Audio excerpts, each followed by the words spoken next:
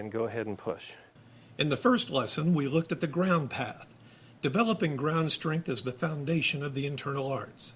When you've established the ground path, you then combine that with Peng to produce power. There are several energies discussed in the internal martial arts, but the most important, and the one that is involved in every other energy, is Peng energy, sometimes called ward-off energy. Peng energy must be maintained, along with the ground path and ground strength, through every movement in Tai Chi, Hsing-I, and Bagua, even when you walk. If you haven't been taught this, you are not being taught the internal arts, just movements that look like the internal arts. Maintaining Peng is not as easy as it sounds, but in this second free lesson, you'll get a glimpse of what members of my online school study. In this lesson, we're going to demonstrate Peng. Combined with the ground strength, Peng is one of the important concepts in the internal arts, and there's a very good way to demonstrate this. I'm going to take this ball, fitness ball, and put it in water. Now, if I press down, try to submerge this ball, there is a force, an energy that builds up because when I let go, it wants to come back. It wants to bounce back out of the water. There's a buoyancy here. It's an expanding pressure. That's Peng. Grandmaster Chen Xiaowang says that Peng means Qi is flowing, everything full, nothing broken. And when you do Tai Chi movements, Hsing-I movements, Bagua movements, you can tell when someone is broken.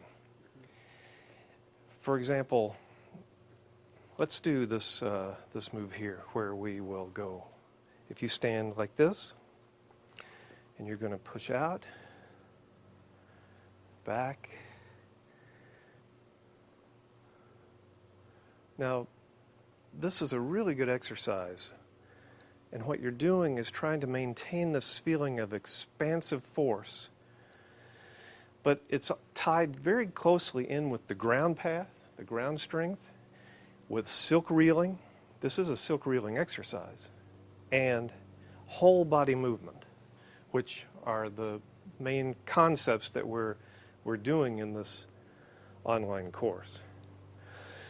Peng, then, is this feeling of expansion, a feeling of expansive force that generally goes outward, beginning with the ground, transmitted through the legs, guided by the dantian, and expressed in the hands or whatever is striking. So even a movement like this, there is Peng everywhere. If you have punched me here, and I go here to break the arm, I have to have Peng in this hand, boom, to break that arm right here. As I pull, I have to have Peng here, guided from the ground, and Peng here that also comes from the ground path. Boom, break. Okay. So neither hand ever loses Peng. You never lose it from any part of the body. If I'm coming here with this hand, or here out, this hand also has the same amount of Peng energy. If I'm coming down here, we're fighting, I need Peng to take you down. Mm-hmm. So everything is smooth, full. You can see when someone is broken because they'll collapse, or they'll bend in too much where they're broken. It's not full, it's not expansive. Without Peng, you don't have Tai Chi. Without Peng, you don't have good internal arts, Bagua or Hsing-I. A lot of people do these arts and don't know anything about maintaining and manipulating Peng. If you're doing Tai Chi and your teacher has never really worked with you on Peng, you're not really doing Tai Chi. You're doing movements that look like Tai Chi. That's a very key element for people to know. Peng Jin is the most important energy in Tai Chi. So when you're in a fighting situation, and say a grappling situation, a lot of fights end up grappling. Now, if you maintain a little pung, this expansive feeling, and then you try to determine where mine is, and if I go too much here, you can turn me that way. If you push at me hard here, I turn you that way to let your energy go that way. If my pung collapses suddenly here, you push me that way, and you've got me. So pung is very important, and if I sense it going away any like that, then I can attack in that direction. I've lost my balance. Yeah. Now, likewise here.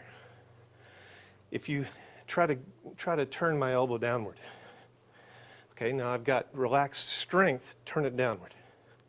Okay? Now you could do it eventually in a contest of strength. Try it again. Now I'm going to change that into a wrist lock. Right. Now, but here, because you haven't learned pung, we're grappling, and suddenly I can turn you in because the force isn't there, the expansive force. These are really good drills to practice on with your partners. Expanded with air. Remember when I pushed the ball under the water? There's this potential force ready to spring out so that